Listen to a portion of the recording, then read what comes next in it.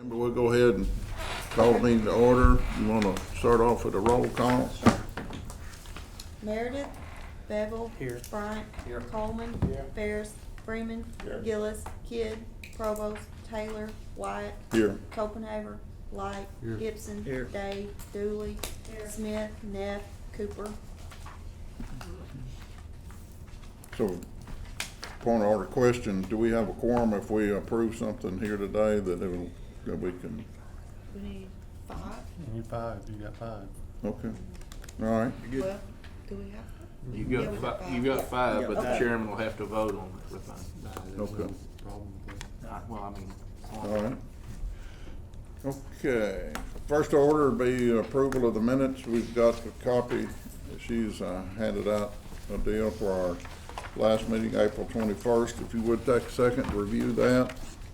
If you got any questions, changes, comments, we'll entertain those.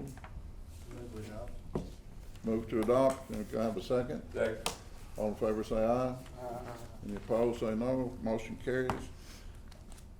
Okay. New business. I wanted to mention in the packet that you have, you've got a couple of pretty lengthy deals here. These are the, I guess the permits that apparently we have to renew like every year. And I think these go into effect like, maybe November the 1st.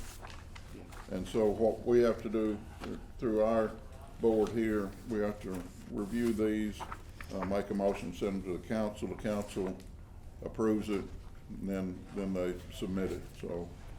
I make a motion for the council. Motion's made, any second? Second. All in favor say aye. All opposed? No? Hail to the chief, he's here. Good morning. Good morning. Who would second that? Was that you? Yes. Okay, thank you. Okay. All right, we got the attachment here. Any other new business to conduct? Okay. Any old business we need to talk about? If not, we're gonna go to our guest speaker today, but I've got a little intro that I wanna do. So, go ahead. Oh, okay. So, to try to clear up some misconceptions, I'm just gonna kinda hit some of the high spots. Cricket County Solid Waste Authority, Cricket County Regional Solid Waste Management District, okay.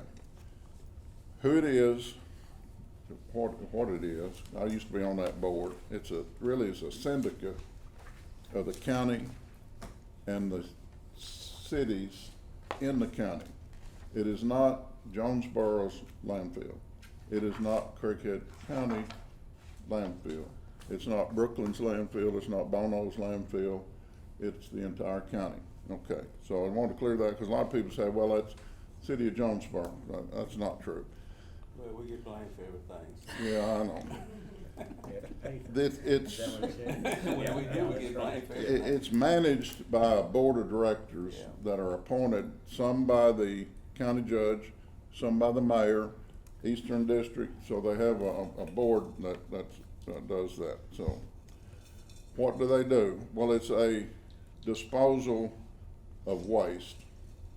It is not involved in hauling trash. And so you see trash on the side of the road, well, I'm gonna call Angela because she needs to come pick that up. She's in the receiving, she's not in the delivery. So you see trash on the road, don't call Angela, it's not hers. They're responsible for anything within the boundaries out there, okay? People's perception is they put their waste out in the can and it magically disappears. Don't know what happens to it, but there's a lot of science behind waste disposal that people don't realize, okay? You know, they take it and they haul it and they take it out there and they weigh it, they compact it and they cover it up. And that's all, so it's not in the hauling business, but it is the management of waste, so anyway. When they got the new site, I was on the board when we did that. We moved from Straw 4 out to the new site out there. If you haven't been out there, you need to go because it's amazing. The science and the technology behind it is amazing. They told me when we first went out there and started, they call them cells, is what they put the trash in, that it was gonna be higher than Crowley's Ridge, which it is.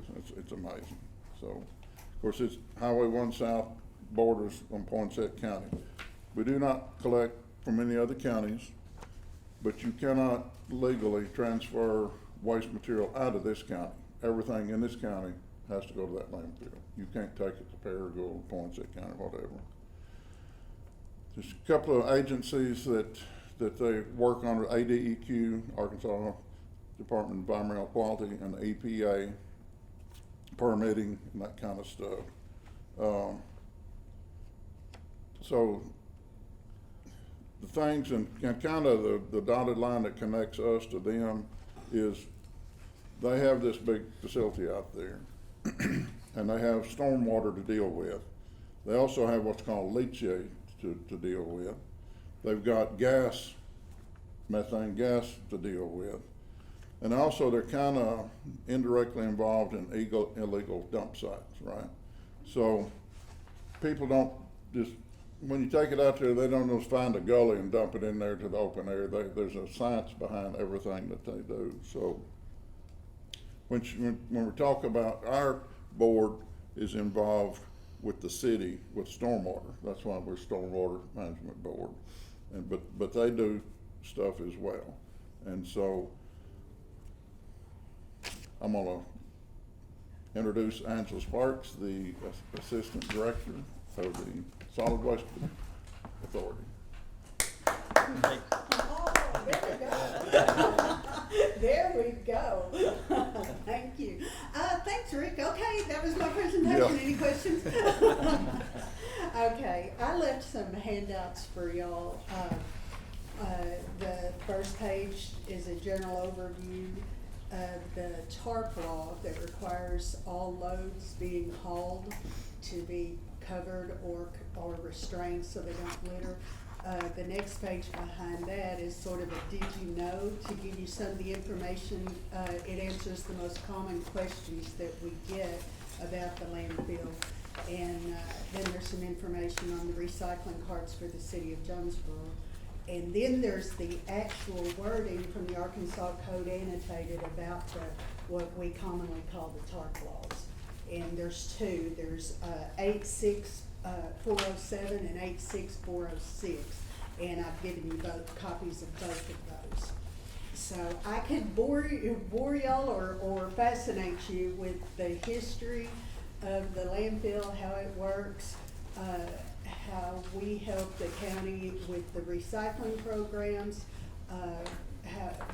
what to do with waste tires, the solid waste planning that we're involved in, how I teach licensing. You have to be licensed to work in a solid waste industry, just like plumbers or anybody. There's apprentice, journeyman, master license, and I teach those classes. We have just about every type of permit that you can have through what is now called the Arkansas Department of Energy and Environment, and we're under the Division of Environment. It's no longer ADEQ, just you can amaze your friends and family with that trivia. We have an air permit for our methane gas. We have MPDES permits for our stormwater ponds. We have, of course, the solid waste disposal permits. So if you have any questions or you want me to expand on any of that, just let me know. But I figured that your interest is in what we're doing to protect the stormwater. Obviously, like I said, we have the MPDES permits. The landfill is lined with 2 feet of basically impermeable clay, and then a plastic liner on top of that, and then a membrane on top of that to keep the things on the liner from sliding, and then a layer of rock that surrounds the pipes where the leachate flows into the pipes. The pipes go in, the leachate goes into holding tanks, and then we haul the leachate to a wastewater treatment plant in West Memphis. So that is how we keep leachate from contaminating stormwater. All we have created ditches that all lead to our stormwater holding ponds that have, filters to filter out any trash. We invested in what we call the wheel wash. When the trucks that go on the landfill, especially when it's muddy, trash and mud attaches to those wheels. And so they drive back across our wheel wash to wash that off, to keep it off of the roads. So that is one of the efforts that we take, to do that. Mostly what we try to do is educate people on what's commonly called the TARP law. All of the commercial waste haulers are informed of that when they get their commercial waste hauler license.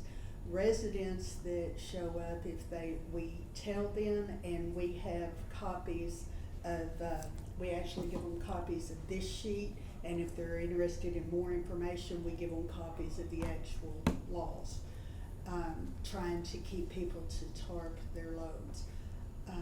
That is the main thing that we need to do, is to educate people to cover their loads so things don't blow off and land in ditches. Now, most of what we see on Highway 1 is actually, a lot of it is things that are thrown out coming from Harrisburg. I'm sure y'all are familiar with the facilities that are just past the Poinsett County line. Not that you've ever been there, but I'm sure you've heard about them.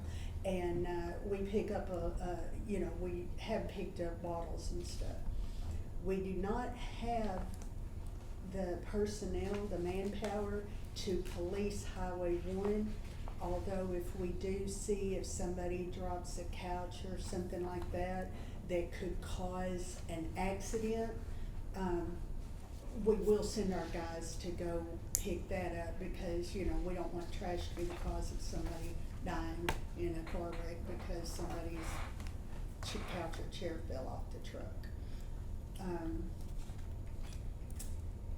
Talk about your tire disposal. Our tire disposal, yes, because tires end up in a lot of ditches, don't they? That's another thing that we want to educate people on. We are permitted as a waste tire collection center, and residents and farmers can bring, under regulation, they can bring to any permitted waste tire collection center up to 4 tires per month at no charge. Now, we at the landfill, we want to be good stewards and help protect the environment, so we actually let residents bring more at no charge, as long as they're not what we call extra large, which are your implement tires, your tractor tires, things like that. Those we have to charge for because it costs us. That is not part of grant money that we get from the Department of Energy and Environment. So we have to pay for that. So we try to offset our cost for those large implement tires. But, if they've got like 20 tires, we let them go ahead and bring 20 at no charge. And so what happens to the tires once y'all get them? Okay. How does that? Right now, they are picked up by, they just sold this week to, I think their initials are GFI. First it was Cards, then it was Waste Corporation, and now it's this GFI as of this week. But they pick up the tires and they transport them to Waste Tire Processing Center at Jefferson County. And so they get processed here in Arkansas. ADEE wants the tire money to stay in Arkansas. They don't really want the tires transported outside of Arkansas. And so that way any of the tire grant money stays in the state to help the economy. And back years ago, there was a place down at Wynn that you would take your tires down there and they would bury them underground, with the idea of later finding a use for them to mine them out of that. And then there was a facility that ground them up and had magnets to get the wire as it ran through the thing, but Right. any wires, whatever, metal, whatever, and they was using that composite like in playground equipment and that kind of Right. stuff, so. Right, Tires, they were. tires have value, but they don't really know what to do with them. Yeah, they don't, and there's so many of them. What they're buried in, tires cannot be buried in a landfill. It is illegal for tires to be buried in a landfill. So we can't just take them and put in the landfill. We have to, if some are discovered in the trash, and a lot of people just go and throw them in dumpsters. They throw them in ditches, they throw them on property, they throw them in dumpsters, whatever. So when they're actually found on the landfill, we actually have to take them out and process them according to Regulation 36, which is now called Rule 36. But they can be buried in a permitted 3T tire monofill landfill is what that's called. But DEE is no longer permitting tire monofills. They want all of the tires to be processed and reused somehow. And I have a question. Yes, sir. On this policing, Mm-hmm. I guess the reason I have a question because, Beverly have asked me, I don't know how many times, who does the policing, Mm-hmm. and I just flat out, I don't know, Mhm. you know, bottom line. Mhm. But from the city lines, Mhm. city line, then going to Harrisburg, Mhm. then past that city line, is that, state, Mhm. the state police? State police can Okay. issue citations, just like the city of Jonesboro can, police can issue citations or code enforcement. Okay, but I guess my question is, the city can't issue past that sign that says enter into Jonesboro? That's my understanding, but I'm not, I'm not in the police department. Well, but that's my understanding too, is and I was trying to that- convince that person that Yeah.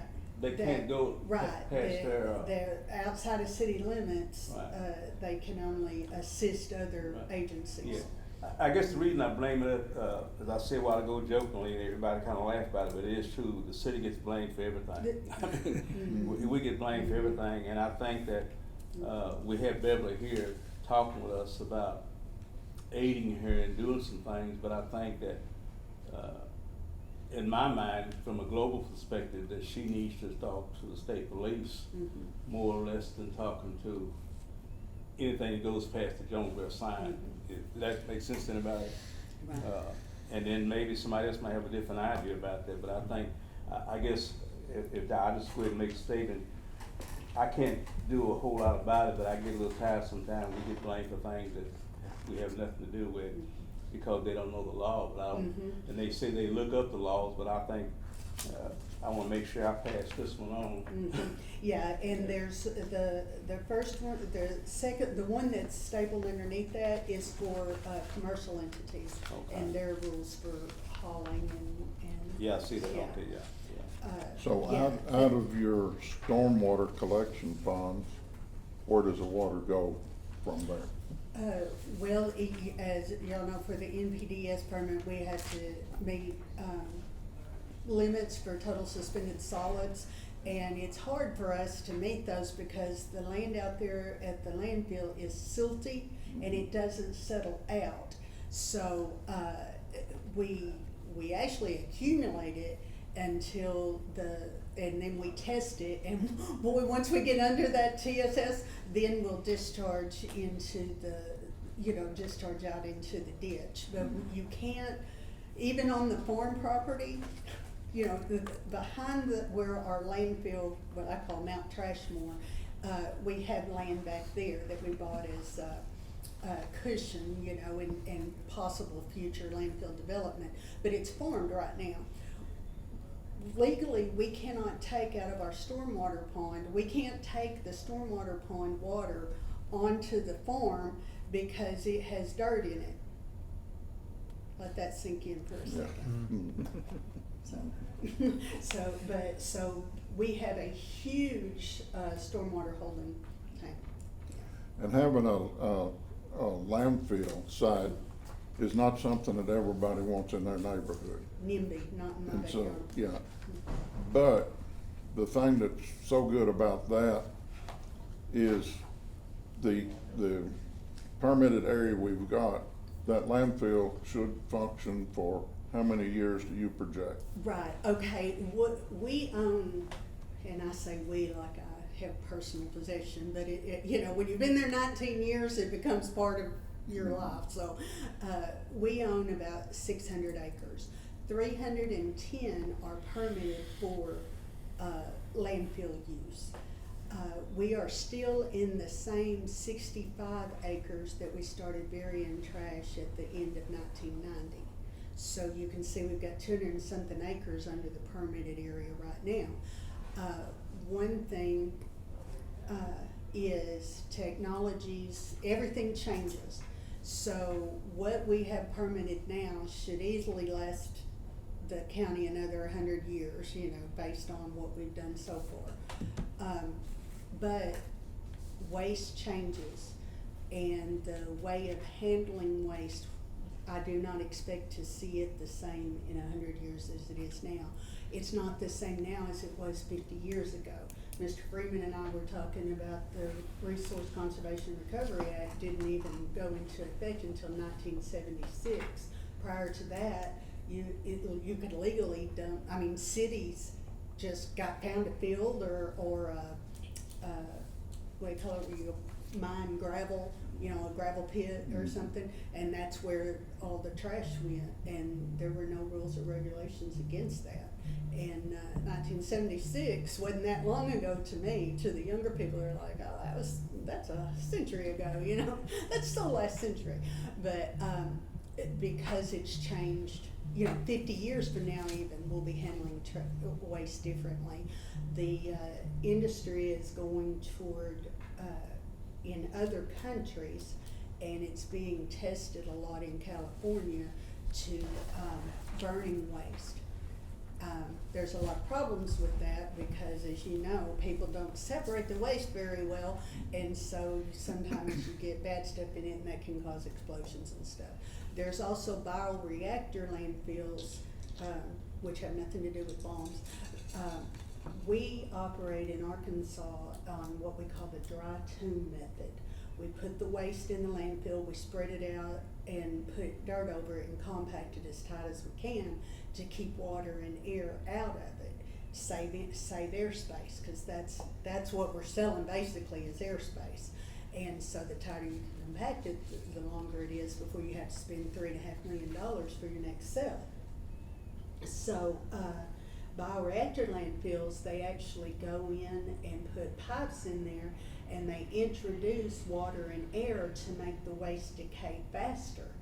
And the faster it decays, then you can go and put on that. So that's a thing that, you know, may be coming. The problem is as waste decays, it produces gas. And if you put too much air in there, methane gas, if you don't know, can explode in concentrations between 5 and 15%. So if you put air in there and there's not enough dirt to stop the combustion, you've got a landfill fire. That would be a problem. And that would be a problem. But one thing we have, a lot of you may know, talking about the methane gas, I know that's not stormwater, but it is environment.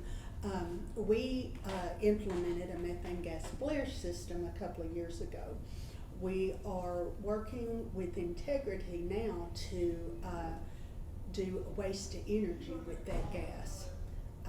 They're just checking the numbers and making sure it's clean enough for what they need for us to put in the pipeline and use it. Because there is a pipeline that There's a goes on the pipeline right across the back of our southeast corner property. that you could introduce gas We can introduce, into. Right. Yep, from people who have done this before. You know, it's not like we're just going out there and putting a hole in it and dumping it in there. You know, these people know what they're doing, so. So at my house, I cut down a tree, and so I'm just gonna put that in the trash can so they can take it out to the landfill. That's not true, right? Well, if it's a whole tree, Yeah. Actually, your trash cans at your house are supposed to be for residential household waste, not for trees, not for furniture, not for appliances, because that stuff goes into the sanitation trucks and they compact it. And if you put some stuff in there, you could cause them to break that compact, which will increase, then that truck will be out of commission until that gets fixed, and then they're late picking up your trash, there's wailing and gnashing of teeth. But the regulations specifically state leaves, grass, and shrubbery trimmings cannot go into a landfill. Now, whole trees, trees with the root balls, things like that, tree stumps, we can take stuff like that, the big stuff. It's not gonna decay quickly and cause a landfill fire. But leaves, grass, shrubbery trimmings, small tree limbs, those go, of course, to the city of Jonesboro's incinerator off of Dan Avenue on Lacey Drive. Because spontaneous combustion with grass and that kind of stuff. Yes, and I actually have, a story on that. We had some gentlemen show up at our facility right at closing time. They were lawn care service, and they had grass in the back of their trailer, and we said, sorry, we can't take this. And they're like, oh, because here it is quitting time, and I said, can we leave it here, leave the trailer here and just come get it in the morning? Well, being, the nice people we are, we said, yeah, go put it over there on our gravel parking lot and just come get it in the morning. And so they said, thank you. They left. We closed and everything. And it was in the heat of summer. Well, wasn't too long, I get a call to come out there. That grass had caught on fire. Of course, I don't know how long it was in the trailer. I mean, I don't know if it was that day or it might have been in there a week, but the grass had caught fire in that trailer, and the wind had blown it over to our field, and it was on fire and heading toward our skill house. And somebody going down 476 actually saw it, and so they called the fire department, and the fire department cut our chain to get in instead of calling me for the gate code. Anyway, so that's another story. But they got in there and put it out. So see, those small things can combust a lot faster than you think. I know the city of Jonesboro had a large fire on their mulch pile one time. Yes, sir. Mr. Chairman, may I make a comment before we Yes, go to sir. the next meeting? Absolutely. First of all, I want to say thank you for the collaborative effort that the city has, and I know the county as well with Angela and her team. During the weather storm that we had in the first 6 weeks of new administration, we had bumps in the road, and the important thing was the effort of the landfill. Basically, they were open at whatever was at the requirement of the city. And we opened on Sunday afternoon. Yes. And we've never done that until, even during the ice storm, we didn't do that. Right. But we had to, safety. Yeah, yeah, and so it provided the services then that we could get back out to the community. So again, the efforts that they are doing as well, and we appreciate that. So in the learning process as well, and I'm just going to let the board know, and since we have a couple city council members in here as well, we'll be bringing to city council an in-depth study of our entire sanitation department, from the fees of the waste and the cost of dumping and the facility at Legacy Landfill. We need a total update of what the city is doing as a whole and the collaborative effort. We've also, she's been answering some questions for us in the meantime. We've been visiting other communities as well. You mentioned composting. Other communities have invested in composting, and now through the 20 years they have made it an art to where it is a heat facilitated composting, but they turn that heat facility, it's about 137 degrees, the composting builds up, they turn it, and when the composting comes in, they get all the plastic out over a period of time, all that, it's reusable, resellable in their community, and they can use it from the city, which saves their city about $100,000, and they made $100,000, I'm talking about a Northwest community. But then we're also getting into food waste. So there's different kinds of composting as well. The food waste now, we partner with Arkansas State University with their food compost, the leftover food waste. We can also be redoing that as well. So basically what we're trying to do is eliminate the services that you're so much having to provide that takes up room that we can reuse back in our community Yeah, again. that'd be And great. this is the way it's going, and I think that's what she's talking about.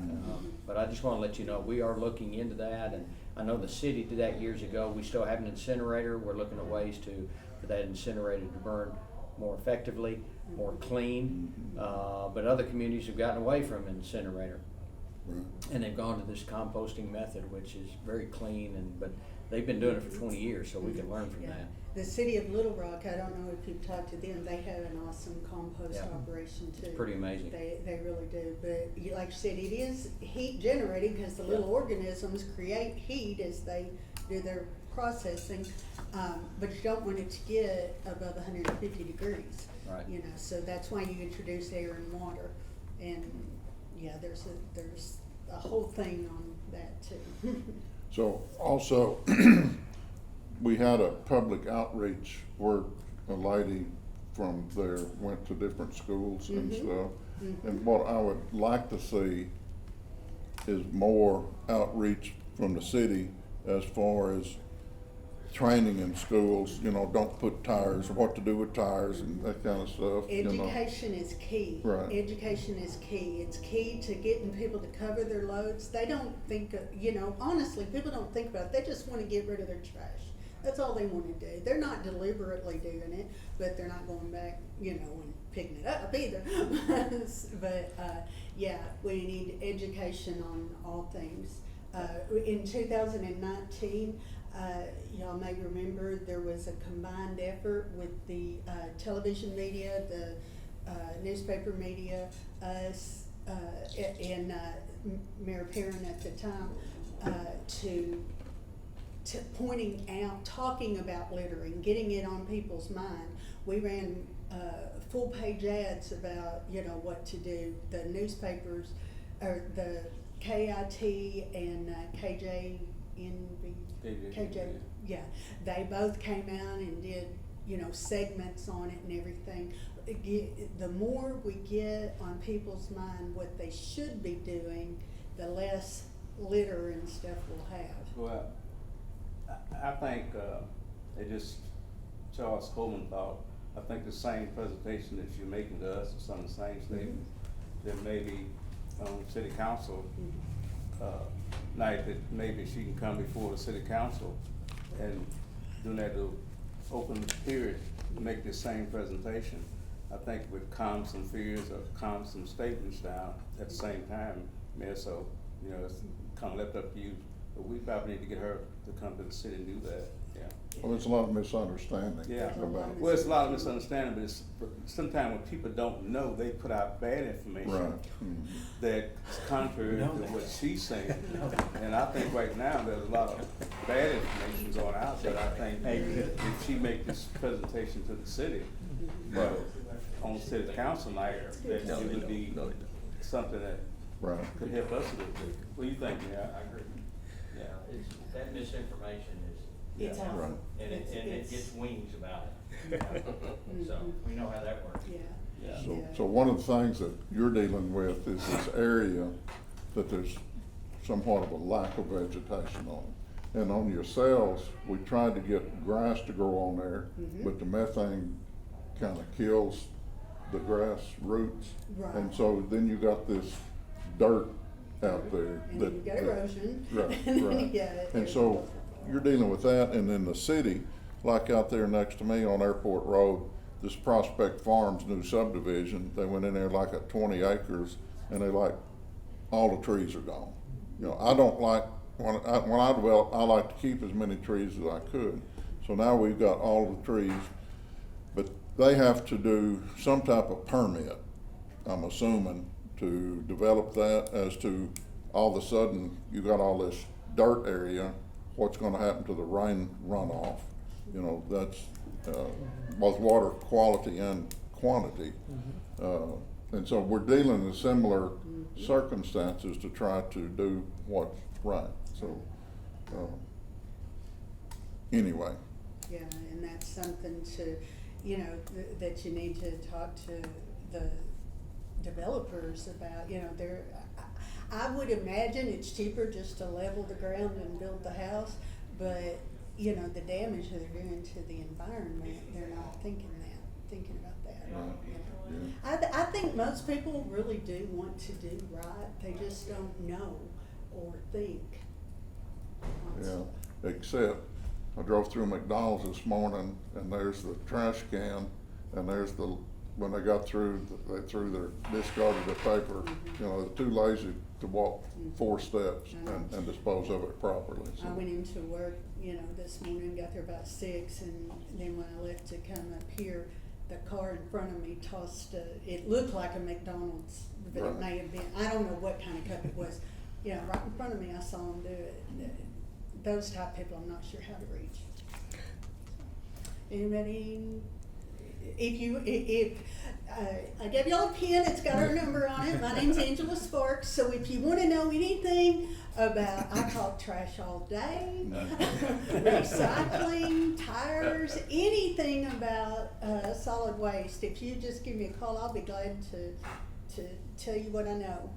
One thing I wanted to mention, and I don't remember the particular details, when we went out to the new facility, we used to charge residents on their city water and light bill for trash pickup, and then seemed like 91? we was getting money out there from something that we let the city have in exchange, and so the city eliminated that charge. No, So- just to tell a little bit of that history, there used to be, and I think it was about $12 on the residents' light bill that City Water and Light collected for the city and all that. But in, I believe it was 1991, a sales tax was passed, and a half-cent sales tax. And part of that sales tax was for sanitation and mosquito control. And it was passed because that took the $12 off the city water and light bill. And it also had everybody that comes into Jonesboro that purchases, pays the sales tax. So that helped the city of Jonesboro pay for capital improvements, mosquito control, and sanitation services. And so that, part of that cost is, instead of being borne by the residents of the city of Jonesboro, it's being borne by everybody that comes in from anywhere in Arkansas, Missouri, or anywhere that spends money. And that was one of the appealing things, say, we're gonna save you, we're not gonna charge you anymore for this, because the sales tax is gonna offset that. Sales tax on offset, and that was the thing. But what I'm wondering is if I'm hearing stuff now, rumors of, well, we need to start charging Right, for that. and of course, we have at least 2 people here that are more politically savvy than I am, but there are people who remember when that sales tax was passed. So, one thing that I've wondered, and I'm sorry if I'm crossing over boundaries, it's just something that I've wondered all these years. The city of Jonesboro pays for, when Jonesboro residents come to the landfill, city of Jonesboro, and they bring things from their house, wherever they live, and we, the landfill, charge the city of Jonesboro for those Jonesboro residents. Well, when you read in the Arkansas Code, cities are responsible for disposal and collection of household waste. I'm not sure, I don't know, but I wouldn't give an attorney general's opinion, but in general, household waste under Regulation 22 refers to food scraps, paper, things like that go in your household trash. I'm not sure that it includes furniture. So y'all might want to look into that, and if a resident disposed of it, charge them to the city. I'm, like I said, I would get an attorney. I know that's the way it's always been done, or at least since 91, but that's a thought, is getting clarification on what the city of Jonesboro is supposed to pay for residents' disposal. How much do we pay y'all on that, do you know? Yes, sir, if you'll look, on the second page here, on the second page here. in the top right-hand corner. That's our fee, how our fees. It's Any called, idea what that total is though in the council? Oh, you mean Yeah, total, I thought you yeah, meant for a sorry, yeah. person. It's a lot, it's, y'all pay us, you know, at least 75,000 a month. Yeah. and that tipping fee, I guess, cause it tips the scale. That is an industry term, because back in the day, you know, trash was generally delivered in dump trucks. And so they would go to the landfill and tip the dump truck up, and it would slide out. And so it become tipping fees. It's what everybody calls it. Everybody in our industry calls it. What, this $2.50 a ton that you guys pay to the state, Mm-hmm. why is the state doing that? Okay. I mean, I know why Yeah. they're doing it, because they're money hungry, You but I'm get wondering, money on it, that's what they I'm were. wondering, you know, they've gotta be Okay. generating a They're- whole lot of money Because statewide. that is from all the landfills in the state of Mhm. Arkansas have to remit $2.50 per ton of waste buried Mhm. in a landfill. $1 of that goes to what they call a post-closure trust fund. So if there is an environmental failure at a landfill that the site cannot afford to clean it up right at that point, then the Department of I probably need to change that. Yep, it still says ADEQ. I need to change that to ADEE, but that's beside the point. The ADEE can take money out of that post-closure trust fund and go ahead and stop the environmental damage, and then, of course, they go back to whoever owns the landfill and to get the money later. But so $1 of that $2.50 goes into that fund, and then the $1.50 goes into DEE for administration cost for the solid waste division, and a portion of the director and other people's salaries. So it goes toward that. It goes toward paying for inspectors. All landfills in the state of Arkansas are inspected at least once per quarter to make sure they're following regulations. And then part of the money goes to recycling grants. And that's how we get money to give to the cities to help with their recycling programs. Because, I mean, I guess y'all know we give, like the city of Jonesboro, you know, 100 and something thousand a year toward the recycling program, which I know doesn't cover all your costs, but. Right, and the city's paying you 50 cents a ton for it, so we're giving probably more than $94,000 a year to the legacy for the recycling through our tipping But then, fees. yeah, well, the 50 cents, we give back 34 cents of the 50 cents to the cities.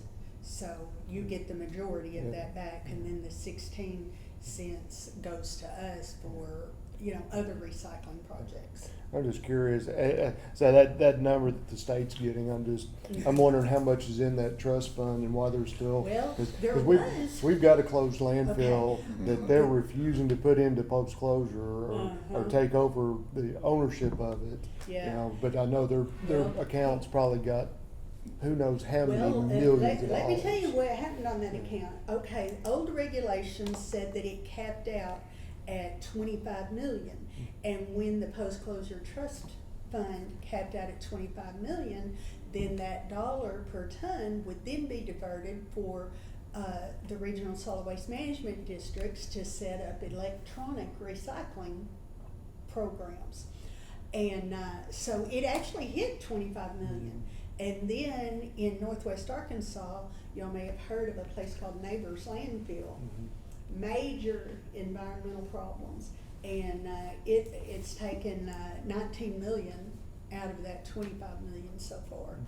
And so, I mean, they'll start building it back up now, but that's it. And they have now changed the regulations to where there is no cap on now that they know how much money, you know, it could really get, that 25 million isn't enough, because what if they had 2 failures you know, they didn't have enough to cover 2 billiards. So now there's no cap on that, so there's no longer any electronic recycling funding.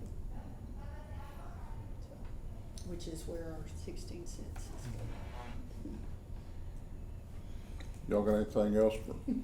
Hey, I can do this all day. It's fascinating to me. I mean, you know, but because I know the history and what's going on, but What you know, not happened? everybody gets as excited about it as I do. What happens to the yard waste in the county? Is they just, it's not coming into Jonesboro, so.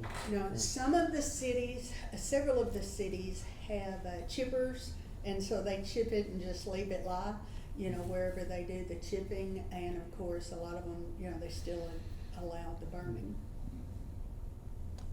There's another thing that I might add in this too, because when they were out on the straw floor, the trash haulers would take it and drive clear across town and offload it. And a resident going out there to take some household whatever, they're throwing it out and the bulldozer's operating right there beside them, extremely dangerous. And they're out there in the weather and that kind of stuff. So when we designed the new one and we built that separate thing, so out on We have it covered.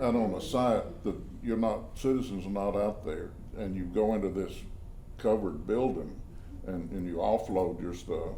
But then transfer stations, we still have one in Lake City? We do have one in Lake City, and that is the only transporting of waste that we do, is we have a Mack truck and tractor, 75-foot sealed trailer, and we take the Lake City waste and we compact it into that trailer, and we haul the trailer from Lake City to our landfill, but it's completely enclosed, you Right. know. So that saves all those trucks from the Everybody eastern on that district. side of the Right. county do not have to drive all the way to. Okay, never have a wreck.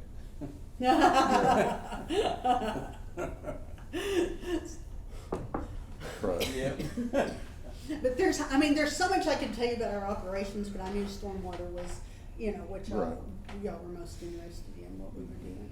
Yeah. But like I said, feel free to call me. Come out, I'll give you a tour, tell you everything I know, make stuff up. No, I won't. Thank you. Thank Yeah. you. Thank you. Appreciate it. Thank you very much. Good to see you. It was fascinating. So, I guess, like I say, the containment of stormwater is one of the things that we do as part of the process. We always call them CMPs, Claude Martin Ponds, because Claude used to be the engineer here, and he kind of came up with this holding pond concept. And part of that is to restrain the water, and part of it is let part of it maybe sediment come out, collect in the bottom of the pond and then run off or whatever. And so that's another big area that the city is involved in containment. So we got a lot of big projects going on. Out off Southwest Drive, the Southern Hills thing, and new development seems like going on all the time.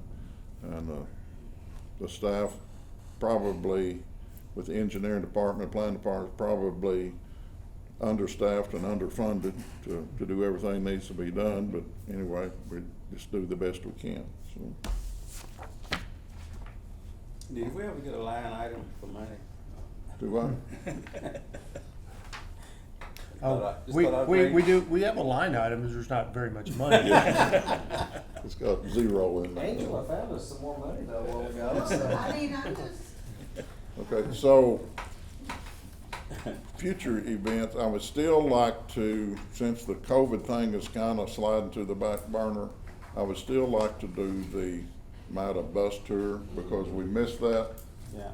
in his area, and with a lot of the new developments and stuff. So is it possible the next 90 days we could schedule another? We can check on the availability of using jet service Yeah. for that. Because I thought the last one that we did was very informative. I do too. It was, I learned a whole lot more than I thought I would. You'll have to refresh my memory what area of the city we wanted to look at next, but Well, we stopped because we didn't see the north side. Okay. We was mostly south and east. And so, No, we're not doing anything north of town, so. yeah. All right. We'll go around. Reverend, you got anything? Thanks, Angela, appreciate that. You're